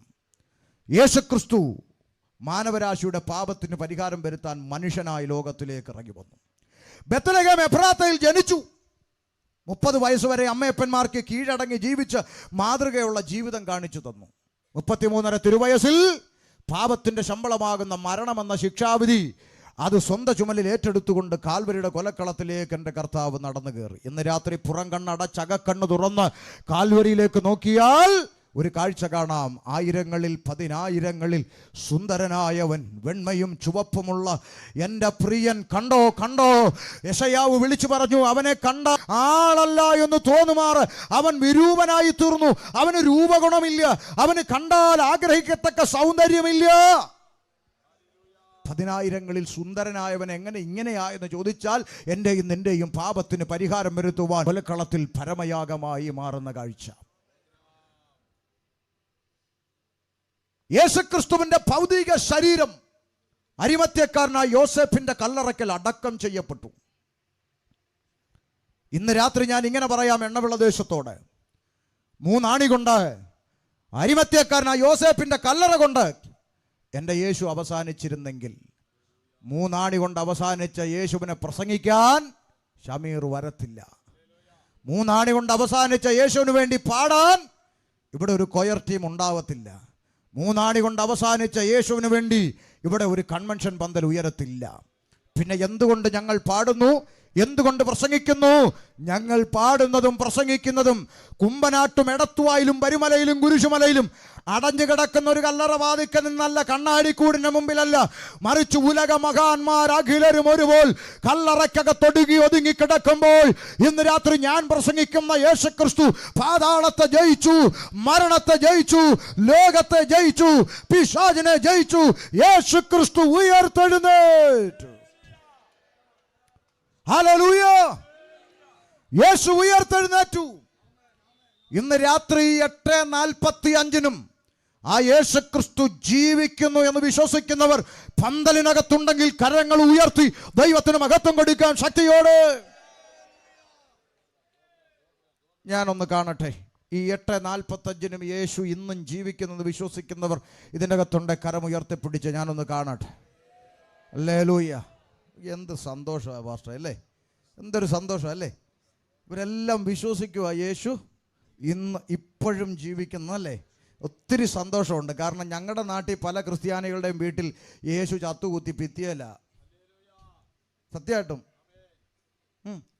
നിങ്ങൾ വിശ്വസിക്കുന്ന യേശു ഇന്നും സന്തോഷിക്കാതെ എങ്ങനെ ഇരിക്കും? ജീവിക്കുന്നവരെ ആരെങ്കിലും മാലയിട്ട് ഭിത്തിയൊക്കെ കയറ്റുമോ? എവിടെ കുറേ ഇരിപ്പുണ്ട്. നിങ്ങളുടെ മക്കളാരെങ്കിലും, അപ്പന്മാരിവിടെ ഇരിപ്പുണ്ട്, മക്കളാരെങ്കിലും നിങ്ങൾ ജീവനോടെ സിറ്റൗട്ടി പത്രവും വായിച്ചുകൊണ്ടിരിക്കുമ്പോൾ മക്കളാരെങ്കിലും വന്ന് ഒരു ഫോട്ടോ എടുത്ത് സിറ്റൗട്ടി കൊണ്ട് മാലയിട്ട് അടിച്ചു വെച്ച് തിരിയും കത്തിച്ച് വെച്ചിട്ട് അതിൻ്റെ മുമ്പിൽ ചെന്ന്, പ്രിയപ്പെട്ട പപ്പായെ, ഇന്ന് പകൽക്കാലം പപ്പായോട് ഞാൻ അറിയിക്കുന്നത്, കഴിഞ്ഞ പകൽക്കാലം കോളേജ് വിട്ട് വരുമ്പോൾ ടീച്ചർ എൻ്റെ ഡയറിയിൽ എഴുതി വിട്ടിരിക്കുന്നു, ഇന്ന് പകൽക്കാലം കോളേജ് കൊടുക്കാൻ 100 രൂപ കൊണ്ട് ചെല്ലണമെന്ന്. ആകയാൽ ഇന്ന് പകൽക്കാലം കോളേജ് കൊടുക്കാൻ 100 രൂപ തരണമെന്ന് പപ്പായോട് ഞാൻ മമ്മി മുഖാന്തരം അപേക്ഷിക്കുന്നു. ആമേൻ. സന്തോഷമാണോ? ഞാനിവിടെ ഇരിക്കുന്ന അപ്പന്മാരോട് ചോദിക്കുക, നിങ്ങൾക്ക് സന്തോഷമാവുമോ മക്കൾ അങ്ങനെ ചെയ്താ? യോടാ എൻ്റെ പൊന്നുമക്കളെ എന്ന് പറഞ്ഞ് പിടിച്ചുമ്മ കൊടുക്കുമോ?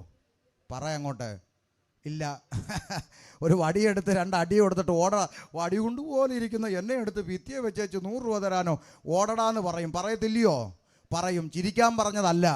ഈ ലോകത്തിലെ അപ്പൻ്റെ ഹൃദയം പടഞ്ഞെങ്കിൽ, ഈ ലോകത്തിലെ അപ്പൻ്റെ ഹൃദയം വേദനിച്ചെങ്കിൽ, എനിക്കും നിനക്കും വേണ്ടി മരിച്ചടക്കപ്പെട്ട് ഉയർത്തെഴുന്നേറ്റ് ഇന്നും മധ്യസ്ഥനായി നല്ല അഡ്വക്കേറ്റായി പിതാവിൻ്റെ വലത്ത് ഭാഗത്ത് നിലകൊണ്ട് കല്ലേറുകൊണ്ട് മരിക്കാൻ തുനിഞ്ഞ സ്തേഫാനോസ് ആത്മാവിൽ നിറഞ്ഞ് സ്വർഗത്തിലേക്ക് നോക്കിയപ്പോൾ സ്വർഗം തുറന്നിരിക്കുന്നതും ദൈവത്തിൻ്റെ മഹത്വവും വലത്തുഭാഗത്തെ ഭിത്തിയിൽ യേശുവിൻ്റെ ഫോട്ടോ കണ്ട നല്ലടോ ക്രിസ്ത്യാനി, ദൈവത്തിൻ്റെ മഹത്വവും വലത്തുഭാഗത്ത് മനുഷ്യപുത്രന് സദൃശനായി ജീവനോടെ നിൽക്കുന്നവനെ കണ്ടു എന്ന് എഴുതി വച്ചിരിക്കുമ്പോൾ, ജീവിക്കുന്നവനെ മരിച്ചവനെ പോലെ ആക്കി വച്ചിരിക്കുന്ന ക്രിസ്ത്യാനിയെ നിനക്കയ്യോ കഷ്ടം. Praise the lord. യേശു ജീവിക്കുന്നെന്ന്. യേശു കർത്താവ് ഉയർത്തെഴുന്നേറ്റ് 40-ലധികം പ്രാവശ്യം ശിഷ്യന്മാർക്ക് പ്രത്യക്ഷനായിട്ട് അനന്തരം സ്വർഗാരോഹണം ചെയ്യുന്ന നിമിഷം വന്നു. ശ്രദ്ധിച്ചു കേട്ടോ. സ്വർഗാരോഹണം ചെയ്യുന്ന നിമിഷം വന്നപ്പോൾ യേശു കർത്താവ് പുറപ്പെട്ട് സകല സൃഷ്ടിയോട് സുവിശേഷം അറിയിക്കണമെന്നുള്ള അന്ത്യകൽപ്പന കൈമാറിയിട്ട് ഒലിവുമലയിൽ നിന്ന് രൂപാന്തരം പ്രാപിച്ച് ആകാശമണ്ഡലങ്ങളിലേക്ക് എടുക്കപ്പെട്ടപ്പോൾ ശിഷ്യന്മാരായിരിക്കുന്ന അപ്പോസ്തലന്മാർ കണ്ണുകൾ ഉയർത്തി ഇങ്ങനെ നോക്കി നിൽക്കുമ്പോൾ ആകാശത്തു നിന്ന് വെള്ളവസ്ത്രം ധരിച്ച 2 ദൂതന്മാർ ഇറങ്ങി വന്നുകൊണ്ട് യേശു കർത്താവിൻ്റെ ശിഷ്യന്മാരോട് പറഞ്ഞ വാക്കുകൾ എന്താണെന്ന് തിരുവെഴുത്തിലൊന്ന് നോക്കിയേ. വായിച്ചു കൊടുക്കുഞ്ഞേ. അപ്പോസ്തല പ്രവൃത്തി 1-ാം അധ്യായം 11-ാമത്തെ തിരുവചനം വായിച്ചുകൊണ്ട്. ഗലീല പുരുഷന്മാരെ, നിങ്ങൾ ആകാശത്തിലേക്ക് നോക്കി നിൽക്കുന്നത് എന്ത്? നിങ്ങളെ വിട്ട് സ്വർഗാരോഹണം ചെയ്ത ഈ യേശുവിനെ സ്വർഗത്തിലേക്ക് പോകുന്നവനായി നിങ്ങൾ കണ്ടതുപോലെ തന്നെ അവൻ വീണ്ടും വരുമെന്ന് പറഞ്ഞു. ഇന്ന് രാത്രി ഈ 3-ാമത്തെ രാത്രിയിലും ഞങ്ങൾ എണ്ണവിള ദേശത്തോട് വിളംബരം ചെയ്യുന്നു, യേശു വീണ്ടും മടങ്ങി വരാൻ പോവുകയാണ്. ഗലീല പുരുഷന്മാരെ, നിങ്ങൾ ആകാശത്തിലേക്ക് നോക്കി നിൽക്കുന്നത് എന്ത്? നിങ്ങളെ വിട്ട് സ്വർഗാരോഹണം ചെയ്ത ഈ യേശുക്രിസ്തു ഉണ്ടല്ലോ, ആ യേശു സ്വർഗത്തിലേക്ക് പോകുന്നത് നിങ്ങൾ കണ്ടില്ലേ? ആ പോയതുപോലെ അവൻ വീണ്ടും വരും. ഇനി ശ്രദ്ധിച്ചു കേട്ടോ, കാതലായ വിഷയത്തിലോട്ട് കയറാൻ പോവാ. ഇത് കേട്ടിട്ട് ശിഷ്യന്മാർ എന്ത് ചെയ്തെന്ന് ഇനി വായിച്ചു നോക്കണം. സ്വന്തമായിട്ട് ഒരു അഭിപ്രായവും വേണ്ട, പുസ്തകത്തിലുള്ളത് മാത്രം മതി. വായിച്ചോ. അവർ യെരൂശലേമിന് സമീപത്ത് ഒരു ശബ്ബത്ത് ദിവസത്തെ വഴി ദൂരമുള്ള ഒലിവുമലയിൽ നിന്നാണ് കർത്താവ് രൂപാന്തരപ്പെട്ടത്. അപ്പൊ ശിഷ്യന്മാർ അത് കഴിഞ്ഞപ്പോ ഒലിവുമല വിട്ടു. ശിഷ്യന്മാർ തിരിച്ച് യെരൂശലേം പട്ടണത്തിലേക്ക് മടങ്ങി വന്നു. എന്നിട്ടോ യെരൂശലേമിൽ എത്തിയപ്പോൾ നിക്കട്ടെ, ഇനി എന്നെ ഇങ്ങോട്ട് നോക്ക്. സ്വന്തമായ വ്യാഖ്യാനമൊന്നുമില്ല. ശിഷ്യന്മാർ ഒലിവുമല വിട്ട് എവിടെ വന്നു? യെരൂശലേമിൽ വന്നു. വന്നിട്ട് എവിടെ കയറിപ്പോയി? മാളികമുറി കയറിപ്പോയി. ശ്രദ്ധിച്ചു കേട്ടോ, കയറിപ്പോയവരുടെ പേര് വിവരങ്ങൾ പുസ്തകത്തിലുണ്ട്, വായിപ്പിക്കാൻ പോവാ. പോയവരുടെ പേര് വിവരം നിർത്തി വായിച്ചു കൊടുക്കുഞ്ഞേ. പത്രോസ്. ആരാ പത്രോസ്? ഒന്നാമത്തെ പോപ്പ്, മാർപ്പാപ്പ എന്നൊക്കെ നാട്ടിലെ ക്രിസ്ത്യാനി പറയുന്ന ആൾ ആര്? പത്രോസ്. അപ്പൊ ഒന്നാമത്തെ പോപ്പ് പത്രോസ്, യോഹന്നാൻ, യാക്കോബ്, അന്ത്രയോസ്, ഫിലിപ്പോസ്, തോമസ് ലീഹ, ബർത്തലോമായി, മത്തായി, അൽഫയുടെ മകനായ യാക്കോബ്, എരുവുകാരനായ ശിമോൻ, യാക്കോബിന്റെ മകനായ യൂദാസ് ലീഹ, ഇവരെല്ലാവരും സ്ത്രീകളോടും യേശുവിന്റെ അമ്മയായ മറിയയോടും. ആരാ? വായിച്ചോ ആരാ? യേശുവിന്റെ അമ്മയായ മറിയയോടും മറിയയോടും അവന്റെ സഹോദരന്മാരോടും കൂടെ ഒരുമനപ്പെട്ട് പ്രാർത്ഥന കഴിച്ചു പോന്നു. നിക്കട്ടെ, ഇനി നിങ്ങളെല്ലാം കേട്ടെ. ഇത് പുസ്തകത്തിലുള്ള ഒരു വരി പോലും സ്വന്തമായിട്ട് വായിച്ചിട്ടില്ല. പുസ്തകത്തിലുള്ള കാര്യം പറഞ്ഞു. മേപ്പോട്ട് പോയി കയറിപ്പോയവരുടെ കൂട്ടത്തിൽ ആരൊക്കെ ഉണ്ട് പറ? പത്രോസ് ലീഹ ഉണ്ട്, തോമാസ് ലീഹ ഉണ്ട്, യൂദാസ് ലീഹ ഉണ്ട്, പിന്നെ യേശുവിന്റെ അമ്മയായ മറിയ ഉണ്ട്, മറ്റു സഹോദരങ്ങളുണ്ട്. ക്ലിയർ ആണോ? എന്നാ ബാക്കി വായിച്ചോ. അങ്ങനെ അവര് ഒരുമിച്ച് പ്രാർത്ഥിച്ചുകൊണ്ടിരുന്നപ്പോൾ എന്ത് സംഭവിച്ചു? 2-ാം അധ്യായം 1-ാം വാക്യം. എന്ത് സംഭവിച്ചു? പെന്തക്കോസ്ത് നാൾ വന്നപ്പോൾ, അങ്ങനെ അവര് പ്രാർത്ഥിച്ചുകൊണ്ടിരുന്നപ്പോൾ എന്ത് വന്നു? വായിക്കേ. പെന്തക്കോസ്ത് നാൾ വന്നപ്പോൾ, അവരങ്ങനെ പ്രാർത്ഥിച്ചുകൊണ്ടിരുന്നപ്പോൾ അവരുടെ ഇടയിലോട്ട് കുറച്ച് പെന്തക്കോസുകാർ വന്നപ്പോൾ. അങ്ങനാണോ? അങ്ങനല്ല. അവര് പ്രാർത്ഥിച്ചുകൊണ്ടിരുന്നപ്പോൾ അവരുടെ ഇടയിലോട്ട് കുറച്ച് പേപ്പറും കൊണ്ട് കുറച്ച് പെന്തക്കോസുകാർ ആണോ? അല്ല, അങ്ങനെ ഒരു കാറും ഇല്ല അമ്മാമേ. പെന്തക്കോസുകാർ അല്ല, പെന്തക്കോസ്ത് നാൾ. അതെന്തുവാ? 50-ാം പെരുന്നാൾ ദിവസം വന്നു. പെന്തക്കുസ്താ പെരുന്നാൾ ദിവസം വന്നു. അങ്ങനെ പെരുന്നാൾ ദിവസം വന്നപ്പോൾ എല്ലാവരും ഒരു സ്ഥലത്ത് ഒന്നിച്ചു കൂടിയിരുന്നു. അവരെല്ലാം ഒരു സ്ഥലത്ത് ഒന്നിച്ചു കൂടിയിരുന്നു. പെട്ടെന്ന് കൊടിയ കാറ്റടിക്കുന്ന പോലെ ആകാശത്ത് നിന്ന് ഒരു മുഴക്കമുണ്ടായി. അവർ ഇരുന്നിരുന്ന വീട് മുഴുവൻ നിറച്ചു. അഗ്നിജ്വാല പോലെ പിളർന്നിരിക്കുന്ന നാവുകൾ അവർക്ക് പ്രത്യക്ഷമായി അവരിൽ ഓരോരുത്തന്റെ മേൽ പതിഞ്ഞു. അടുത്ത വാക്ക് കാത് തുറന്ന് കേട്ടോണം, പുസ്തകത്തിൽ നോക്കിക്കോണം, വരയിട്ട് വെച്ചോണം. അടുത്ത വാക്ക് എല്ലാവരും പരിശുദ്ധാത്മാവ് നിറഞ്ഞവരായി ആത്മാവ് അവർക്ക് ഉച്ചരിപ്പാൻ നൽകിയതുപോലെ അന്യഭാഷകളിൽ സംസാരിച്ചു തുടങ്ങി. ഇനി ഒരു ചോദ്യം നാട്ടുകാരോട്. ഈ അന്യഭാഷ പറയുന്ന കൂട്ടത്തെയാണ് നാട്ടുകാർ എന്ന് വിളിക്കുന്നത്. പറ, എന്ത് കോസ്? പെന്തക്കോസ് എന്ന് വിളിക്കുന്നത് ആണേ. അങ്ങനാണെങ്കിൽ ഒന്നാമത്തെ പെന്തക്കോസുകാരി മറിയ, ഒന്നാമത്തെ പെന്തക്കോസ്തുകാരൻ പത്രോസ് ലീഹ, ഒന്നാമത്തെ പെന്തക്കോസുകാരൻ തോമാസ് ലീഹ, ഒന്നാമത്തെ പെന്തക്കോസുകാരൻ യൂദാസ് ലീഹ. ഇവരെല്ലാം കലവില പറഞ്ഞതിന് ശേഷമാണ് എണ്ണവിളക്കാർ പറയാൻ തുടങ്ങിയത്, അല്ലേ? അതുകൊണ്ട് ഇനി പെന്തക്കോസുകാർക്ക് അമ്മയില്ലെന്നെങ്ങാണോ ആരെങ്കിലും പറഞ്ഞ നേരെ നിന്ന് പറയണം, നിങ്ങളുടെ പള്ളി ഫോട്ടോയേ ഉള്ളൂ, ഞങ്ങളുടെ കൂടെ ജീവനോടിരുന്ന് അന്യഭാഷ പറഞ്ഞത്. മനസ്സിലായോ? പുസ്തകത്തിലുള്ള കാര്യമാണ് പറഞ്ഞത്, സ്വന്തമായിട്ട് ഒരു വരി പറഞ്ഞിട്ടില്ല. പുസ്തകത്തിൽ എഴുതി വച്ചിരിക്കുന്നു, എല്ലാവരും പരിശുദ്ധാത്മാവ് നിറഞ്ഞവരായി അന്യഭാഷകളിൽ സംസാരിക്കാൻ തുടങ്ങി. ആ പരിശുദ്ധാത്മാവിൻ്റെ നിറവിൽ ഒരാൾ പ്രസംഗിക്കാൻ എഴുന്നേൽക്കുന്നു. ആര്? പത്രോസ് ലീഹ, ഒന്നാമത്തെ പോപ്പ്. അദ്ദേഹം എഴുന്നേറ്റ ആത്മാവിൻ്റെ നിറവിൽ ഒറ്റ പ്രസംഗം. എന്ത് സംഭവിച്ചു? 2:37 വായിര്. 2:37 വായിക്കൂഞ്ഞേ. ഇത് കേട്ടിട്ട് പത്രോസ് ലീഹ ആത്മനിറവിൽ പ്രസംഗിക്കുമ്പോൾ ആ പ്രസംഗം കേട്ടിട്ട് അവർ ഹൃദയത്തിൽ കുത്തുകൊണ്ട്, പത്രോസ് ലീഹ ആത്മനിറവിൽ പ്രസംഗിച്ചപ്പോൾ കേട്ടവിടെ ഹൃദയത്തിൽ എന്തുകൊണ്ടു? കുത്തുകൊണ്ട്. നിങ്ങളെല്ലാം പറ, എന്തുകൊണ്ടു? എല്ലാവരും പറ. നിങ്ങളുടെ ആരെങ്കിലും ബൈബിളിൽ ഇക്കിളി കൊണ്ടെന്നുണ്ടോ? ഉണ്ടോ? ഇല്ലല്ലോ. പിന്നെ എന്തുവാ കൊണ്ടേ? കുത്തു. അപ്പോൾ ഒരു കാര്യം നിങ്ങൾ സമ്മതിച്ചോ? പുസ്തകത്തിൽ പറയുന്ന പരിശുദ്ധാത്മാവ് നിറഞ്ഞവൻ ആത്മനിറവിൽ എഴുന്നേറ്റ് പ്രസംഗിച്ചാൽ കേൾക്കുന്നവൻ എന്തുകൊള്ളും? ഇക്കിളി കൊള്ളത്തില്ല, കുത്തുകൊള്ളും. മനസ്സിലായോ? ഇരുവായ്ത്തലയുള്ള ഏതു വാളിനേക്കാളും മൂർച്ചയേറിയതും സദ്യമജ്ജ മാംസങ്ങളെ വേർവിടുവിക്കും വരെ തുളച്ച് ചെല്ലുന്ന ജീവന്റെ വചനം അകത്തോട്ട് കയറി കുത്തുകൊണ്ടു. മനസ്സിലായോ? ഇന്നിപ്പോൾ കുത്തുകൊള്ളുന്ന പ്രസംഗമൊന്നും വേണ്ട, ആർക്കും താല്പര്യമില്ല. എല്ലാവർക്കും ഈ രസിപ്പിക്കുന്നതും ഇക്കിളിപ്പെടുത്തുന്ന സന്തോഷിപ്പിക്കുന്നതൊക്കെ ഇന്ന് അങ്ങനല്ലേ? പണ്ടത്തെ കൺവെൻഷനൊക്കെ കഴിഞ്ഞു പോകുമ്പോൾ ജനം മാനസാന്തരപ്പെട്ട്, കർത്താവേ നാളെ എനിക്ക് ആയുസോടെ എഴുന്നേക്കാൻ പറ്റിയ, എനിക്ക് സ്നാനപ്പെടണമെന്നും പറഞ്ഞാൽ കൺവെൻഷൻ വേദിയിൽ നിന്ന് ആളുകൾ പോകുന്ന ഒരു കാലം, പിതാക്കന്മാരുടെ കാലം. ഇന്നിപ്പോൾ യോഗം കഴിഞ്ഞ് അങ്ങോട്ട് പോകുമ്പോൾ വണ്ടി എടുത്ത് മൊബൈലെടുത്ത്, അയ്യോ 5 മിസ് കോൾ കുഞ്ഞമ്മ വിളിച്ചേക്കുന്നല്ലോ, ഹലോ വിളിച്ചായിരുന്നോ? വിളിച്ചു, യോഗത്തിനായിരുന്നു, അതാ എടുക്കാൻ. കൺവെൻഷൻ ആയിരുന്നോടി? ഇങ്ങനെ ഉണ്ടായിരുന്നു. അയ്യോ വരണമായിരുന്നടി, ചിരി ചിരി ചിരി ചിരി. എനിക്കറിയത്തില്ല, ഇപ്പോൾ ഇതാ ട്രെൻഡ്. മാനസാന്തരമില്ല, പാപബോധം വരുന്നില്ല. ദൈവജനം ദൈവത്തിങ്കിലേക്ക് തിരിയുന്നില്ല. 11 മണി വരെ ചിരിച്ചെന്നാണ് പറയുന്നത്. എനിക്കറിയത്തില്ല ഇതെന്താന്ന്. ആളുകൾക്ക് കുത്തുകൊള്ളുന്ന പ്രസംഗമൊന്നും ഇപ്പം വേണ്ട, അതൊന്നും ഞങ്ങൾക്ക് താല്പര്യമില്ല. എന്നെ തന്നെ വിളിക്കുന്നത് താല്പര്യം ഉണ്ടായിട്ടൊന്നുമല്ല, സത്യമായിട്ടും. എന്നെ വിളിക്കാൻ ചർച്ച് കമ്മിറ്റിക്കാരോട് പറയും, നമുക്ക് ഇപ്രാവശ്യം ആരെ വിളിക്കണം. അപ്പം 2 പേര് പറയും ഷമീർ കൊല്ലത്തെ വിളിക്കാം. അപ്പം മറ്റേ 8 പറയും ചുമ്മാ വേണ്ടാത്തതൊന്നും പറയും. അയാൾ ആദ്യം നമുക്കിട്ട് തന്നെ തോണ്ടും, വെറുതെ ആവശ്യമില്ലാതെ മെനക്കേട് ഉണ്ടാക്കണ്ട, ഉള്ളിയൊന്നും വിളിക്കണ്ട, ഇവിടെ നമുക്ക് വേറെ വിളി. പക്ഷേ ഈ മറ്റേ 2 പറയും അത് പറ്റത്തില്ല, പുള്ളിയാകുമ്പം പക്ക സുവിശേഷം വിളിച്ച് പറയും, പുള്ളിയെ വിളിക്കാം. അപ്പം മറ്റേ 8 പറഞ്ഞിട്ട് ഈ 2 ഒറ്റക്കാലം നിൽക്കുക, പറ്റത്തില്ലെന്ന് പറഞ്ഞു. അവസാനം നിവർത്തിയില്ലാതെ 8 എന്ത് ചെയ്യും? എന്നാൽ പിന്നെ അനുഭവിക്കെന്നും പറഞ്ഞ് വിളിക്കാൻ പറഞ്ഞ് അങ്ങനെ അങ്ങ് സമ്മതിക്കുന്നതാ. ഇനി ഏറ്റവും വലിയ കോമഡി ഇതൊന്നുമല്ല. നമ്മളിങ്ങനെ ഈ പ്രസംഗിക്കുന്ന സ്ഥലത്തോട്ട് വന്ന് ഇറങ്ങുമ്പം ആദ്യം വന്ന് കെട്ടിപ്പിടിക്കുന്ന മറ്റേ 8 പേരാ.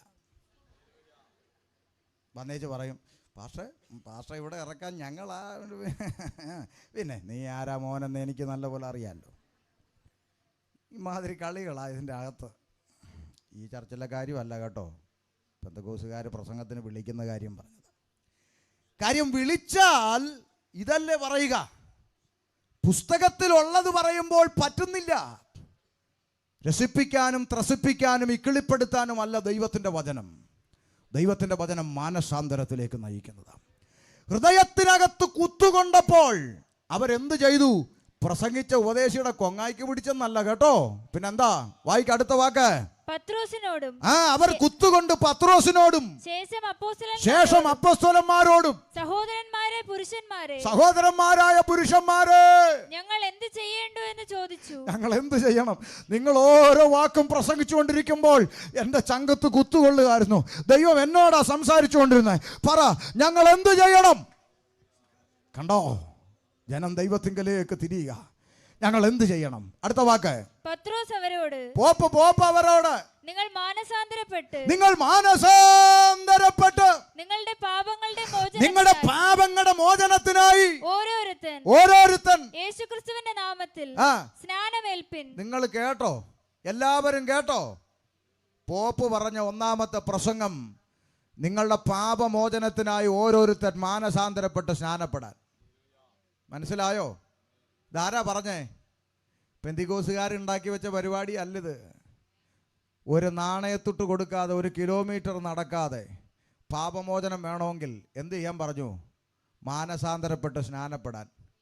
അന്ന് ആ പത്രോസ്ലീഹ പറഞ്ഞ വാക്കാണ് കാലങ്ങളായി ഞങ്ങൾ ദേശത്തോട് വിളിച്ചു പറഞ്ഞുകൊണ്ടിരിക്കുന്നത്.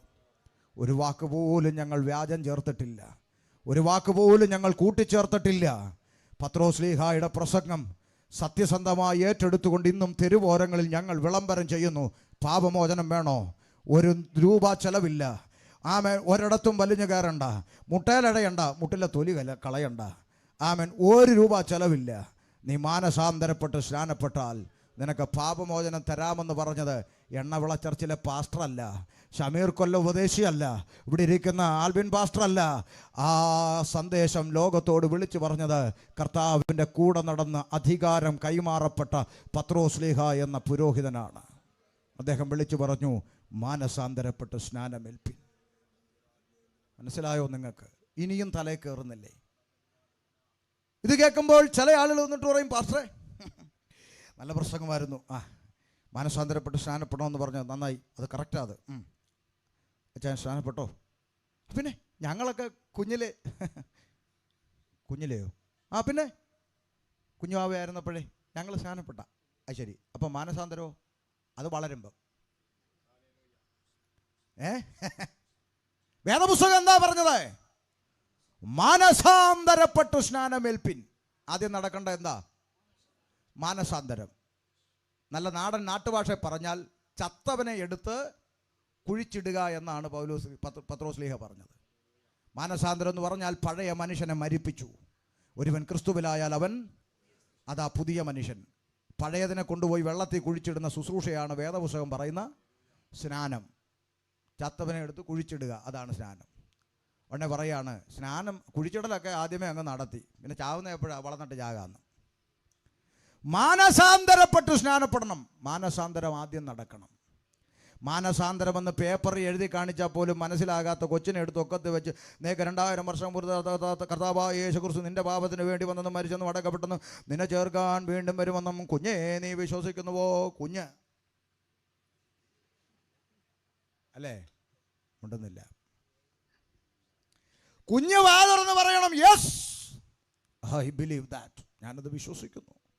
സ്നാനപ്പെടുത്തിക്കോ. ഇവിടെ ആർക്കാ പിണക്കം? പുസ്തകം അങ്ങനെ പറഞ്ഞതെങ്കിൽ അങ്ങനെ തന്നെ ചെയ്യണം. തലതിരിക്കാൻ പാടില്ല.